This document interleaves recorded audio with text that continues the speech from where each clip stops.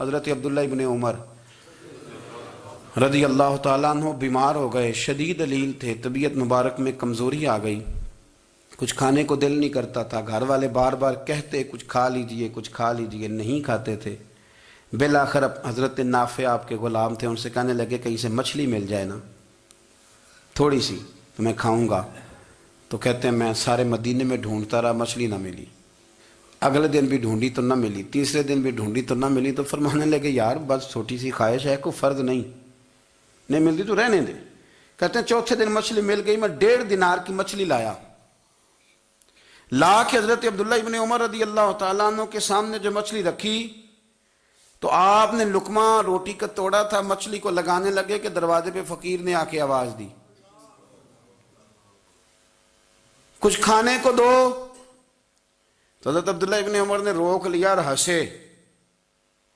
کئی دفعہ دے ہم بھی دیتے ہیں پر ہمارا چہرہ دیکھنے والا ہوتا ہے، اتنے ہم غصے میں ہوتے ہیں، دے دیتے ہیں، لیکن جو تھلوٹیں ہوتی ہیں نا چہرے والی وہ گنی نہیں جاتی۔ ہنسے، فرمایا دیکھو میرا اللہ کتنا کریم ہے، وہ مجھے بچانا چاہتا ہے، اٹھا بار دیا جا کے۔ تو خادم اب حکم کا پابند تھا، وہ لیت اللہ تو کر نہیں سکتا تھا، وہ گیا اور جا کے دے آیا۔ فقیر جب سارے محلے سے آٹا اکٹھا کر لیتے ہیں تو پھر ایک جگہ جا کے بیچتے بھی ہیں۔ دے آیا، وہ 2 گلیاں آگے گزرا تو میں پیچھے دوڑا گیا، میں نے کہا سچ بتا کھانی ہے کہ بیچنی ہے؟ وہ کہنے لگا جو بھی سبب لگ جائے کر جاؤں گا، آپ نے دے جو دی ہے۔ تو کہتا ہے میں نے اسے کہا کہ یہ 1.5 دینار کی میں نے خریدی تھی، اگر تو 2 دینار کی مجھے بیچ دے تو آج کل مچھلی مدینے میں مل نہیں رہی، تو میں اپنے آقا کو دے دوں گا، وہ یہی کھائیں گے، بیمار ہیں۔ تو کہنے لگا جی بسم اللہ، مجھے کیا اعتراض ہے، 2 دینار مل رہے ہیں، 1.5 کی مچھلی، اور 1.5 کی بھی کسی نے نہیں خریدنی تھی، اب تو پک گئی۔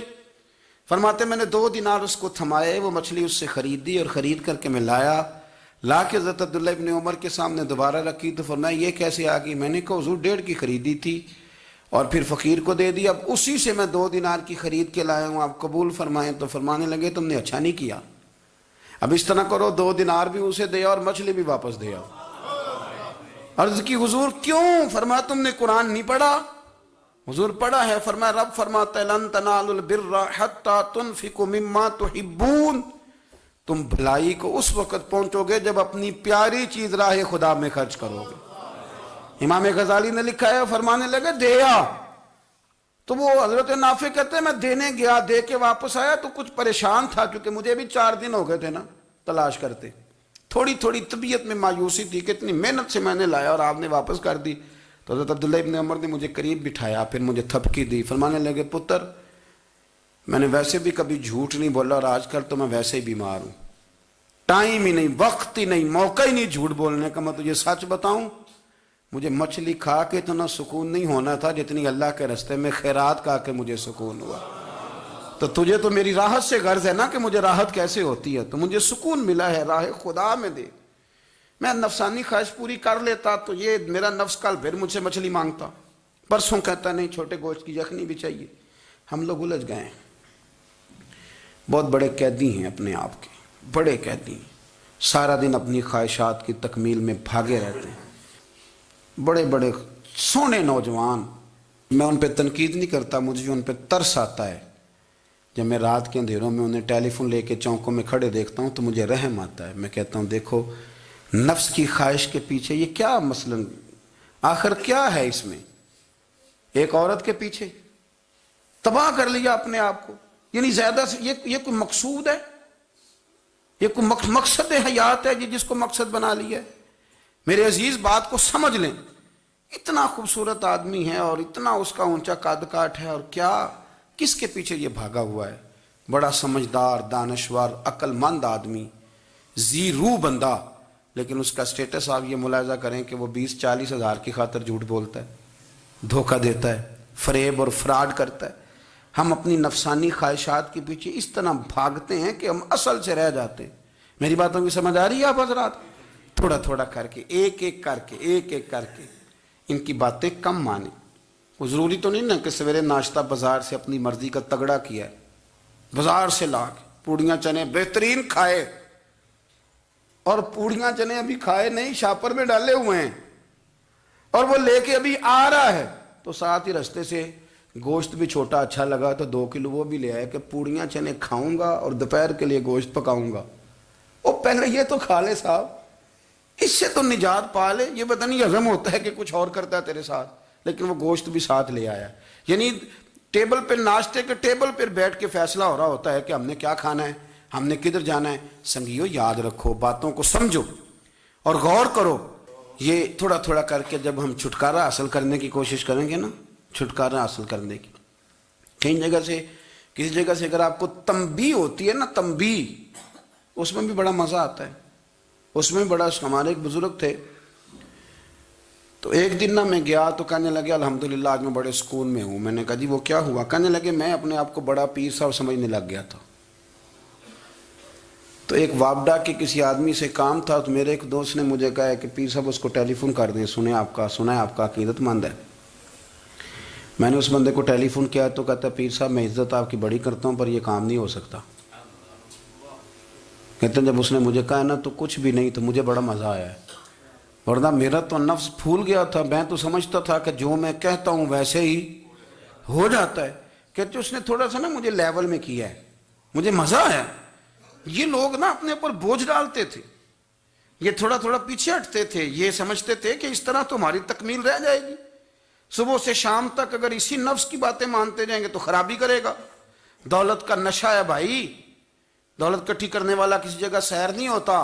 حسن کا نشہ ہے, حسن کا نشہ ہے. حضرت ابو بکر شبلی رحمۃ اللہ علیہ فرمایا کرتے تھے جو تیری بیٹی کو خوبصورت سمجھ کے اس کے ساتھ نکاح کرنا چاہے اسے بیٹی نہ دینا. حضرت جی کیوں؟ فرمایا حسن تو تھوڑے دن کے بعد ختم ہو جائے گا, پھر وہ اس کی قدر نہیں کرے گا, وہ تو کہیں اور منہ مارتا پھرے گا. حضرت ابو بکر شبلی رحمۃ اللہ تعالیٰ علیہ کی بیٹی خوبصورت تھی. ایک نوجوان کہنے لگا میرا نکاح کر دیں. آپ فرمانے لگے پتر تو 1 مہینے کے بعد آنا, کر دوں گا. بڑی موٹی تازی خوبصورت صاحبزادی. تو حضرت نے اسے دوائی کھلائی, اسے پخانے لگ گئے. جو پخانہ کرتی ایک مٹکے میں سنبھال دیتے. تھوڑا وقت گزرا تو وہ ہڈیوں کا پنجر بن گئی. مہینے بھر میں دست اتنے آئے کہ کمزور ہو گئی. تو ابو بکر شبلی 1 مہینے کے بعد نوجوان کو بلایا, فرمایا ادھر آ تیرا نکاح کروں. بچی دکھائی تو وہ کمزور بستر پہ پڑی. فرمایا شادی کر. کہنے لگا اس سے نہیں میں نے کرنی. فرمایا یہ وہی ہے؟ کہنے لگا جی نہیں. فرمایا تو کہتا تھا مجھے عشق ہے, کدھر گیا تیرا عشق؟ کہنے لگا حضرت صاحب آپ کیسی بات کر رہے ہیں؟ فرمایا ادھر آ. پھر وہ مٹکا جس میں گند رکھا تھا وہاں لے گئے. فرمانے لگے تیرا اس کے ساتھ عشق تھا, یہ ہے تیرا عشق. فرمایا اسے تو میں 4 دن روٹی کھلاؤں گا پھر تندرست ہو جائے گی, لیکن میں دیکھنا چاہتا تھا کہ تو میری بیٹی سے پیار کرتا ہے یا اس کے چہرے پہ آنے والی کچھ وقت کے لیے سرخی سے پیار کرتا ہے, اس لالی سے پیار کرتا ہے جو جوانی کے وقت بچوں اور بچیوں پہ آتی ہے. کس چیز کے دل دادا؟ یعنی کیا مطلب؟ نفس کی غلامی, سراسر غلامی. اور پلٹ پلٹ کے اور بڑے بڑے سیانے بندے چھوٹی سی خواہش کے لیے. بڑا سمجھدار آدمی, بڑا سیانا بندہ. میں ایک بڑے بزرگ عالم تھے, میں ایک دفعہ ملنے گیا تو پائے پکا رہے تھے, خود پائے پکا رہے تھے. تو وہ بڑے پیار کی بات ہوتی ہے نا جی. تو تامت باندھی ہوئی اور بڑی جناب خستہ حالی, اور وہ پائے پکا رہے ہیں. تو میں نے ان سے کہا, میں نے کہا حضرت جی پائے تو کسی اور نے بھی پکا لینے تھے, آپ بخاری لے کے بیٹھتے, چلو میری طرح کا کوئی بندہ آپ سے استفادہ بھی کر لیتا. اب پائے آپ لائیں گے, پھر پکائیں گے, پھر آپ کھائیں گے, تو یہ تو 24 گھنٹے آپ کسی کام میں گزر جائیں گے. تو یہ ایک چھوٹی سی خواہش کے لیے. میں کسی چیز کو حرام نہیں کہہ رہا, قرآن پاک کی جو آیت پڑھی ہے صرف اس کی تفسیر آپ کے سامنے عرض کر رہا ہوں. ہماری خواہشات ماں پالتی ہے, آپ کو نہیں پتا کتنے دکھ سہتی ہے. میں ان ماؤں کو جانتا ہوں جو بیٹے کے حصوں کی مار بھی اس کے ابے سے کھاتی ہیں, مار کھاتی ہیں وہ. ایک خاتون ایک کان سے سنتا نہیں, میرے پاس ایک دفعہ آئی, کہنے لگی 60 لگ گئی سی, کوئی دعا کر دیں یا کوئی وظیفہ پر. ڈاکٹر کہتے ہیں ٹھیک نہیں ہو سکتے. میں نے کہا باجی صحیح بتاؤ مسئلہ کیا ہے؟ کہنے نہیں کچھ بھی نہیں, مسئلہ کیا ہونا ہے, پتر غلط نکل آیا ہے, اس کا باپ روز مارتا ہے. آج میں آگے گئی ہوں تو اس نے ایک تھپڑ میرے کان پہ مار دیے, تو پردہ پھٹ گیا. مائیں مار کھاتی ہیں, لیکن وہ پتر جس کو بڑی محنت سے پالا ہے وہ جوان ہوتا ہے تو اماں سے کہتا ہے تجھے چھوڑ دینا ہے, پر جس لڑکی سے میرا ٹیلی فون پہ رابطہ ہے اسے نہیں میں نے چھوڑنا, وہ نہیں چھوڑ سکتی. ہر شے کچل جاتا ہے وہ. اماں کبھی لیٹ کے رات کو سوچتی ہے کہ یہ تو میری کل کمائی تھی, میں تو آج بھی اس کے حصے کے تھپڑ اپنی گالوں پہ برداشت کر رہی ہوں، تو یہ کدھر گیا؟ اردشیر نام کا بادشاہ تھا، حضرت محدث ابن الجوزی آج سے کچھ 700 سال پہلے لکھتے ہیں۔ اردشیر بادشاہ بڑا خوبصورت تھا، جوان تھا، بڑا عقل مند تھا۔ اس نے اس طرح کیا کہ قریب قریب کی ساری ریاستوں پہ قبضہ کر لیا۔ بڑا عقل مند زیرک تھا، قبضہ ہو گیا۔ ایک بادشاہ بڑا سخت تھا، اس کے ساتھ جب پنجہ آزمائی ہوئی تو اردشیر کہتا ہے اس پہ میرا قبضہ نہیں ہو رہا تھا، اور جب ہم نے ساری ریاستوں نے مل کے اس پر حملہ کیا تو ایک قلعے کے اندر قلعہ بند ہو گیا۔ اردشیر بڑا خوبصورت آدمی تھا، بڑا سمجھدار تھا، تو وہ بادشاہ قلعہ بند ہو گیا، اس نے کہا نکلنا ہی نہیں۔ اب وہ اندر بند ہے، یک بارگی حملہ کیا تو وہ بڑا بڑا قلعہ تھا اس میں بند ہو گیا۔ اس بادشاہ کی نا جس پر حملہ کیا، اس کی بیٹی اچانک ایک دن قلعے کی دیوار پہ چڑھی تو اردشیر کے حسن و جمال کو دیکھا تو عاشق ہو گئی، اور اپنے ہی باپ کے خلاف اسے کہنے لگی کہ اگر تو میرے ساتھ شادی کا وعدہ کرے نا تو میں تجھے رستہ بتاتی ہوں حملہ کرنے کا۔ اس نے کہا میرا وعدہ رہا، تو رستہ بتا۔ اس نے رستہ بتایا اس لڑکی نے، اور بادشاہ نے حملہ کیا تو اس کا باپ قتل کیا، اس علاقے پہ قبضہ کیا شادی کے وعدے پر۔ ہاں نفسانی خواہش بندے کو اندھا کر دیتی، نہیں سمجھ آتی اس کو میں کدھر جانا ہے، اندھا کر دیتی۔ حملہ کیا، اور جب اس لڑکی کو لے کے آیا نا اپنے محل میں، تو پہلے دن شادی کی پہلی رات تھی، تو بستر بچھایا کنیز نے، تو وہ کبھی کروٹ ادھر بدلتی کبھی ادھر بدلتی، تو بادشاہ کہنے لگا کیا ہے؟ کہنے لگی بستر میں کچھ ہے، مجھے تکلیف دے رہی۔ اس نے چراغ جلائے اور جب بستر اٹھایا تو ایک اتنا سا دھاگا نکلا۔ دھاگے سے عموماً تکلیف نہیں ہوتی، تو اس نے کہا تو اتنی نرم و نازک ہے کہ دھاگا؟ کہنے لگی میرا باپ نا میرے ساتھ اتنا پیار کرتا تھا کہ روز میرا بستر بھی خود بچھاتا تھا، اور اس نے آلہ رکھا ہوا تھا، وہ ناپتا تھا کہ کوئی پایا اونچا نیچا تو نہیں، میری بیٹی کا بیلنس سوتے وقت خراب نہ ہو جائے، اور میرے لیے گوشت اور کپڑے بھی خود پسند کر کے لاتا تھا، کھانے پینے کا خود خیال کرتا تھا۔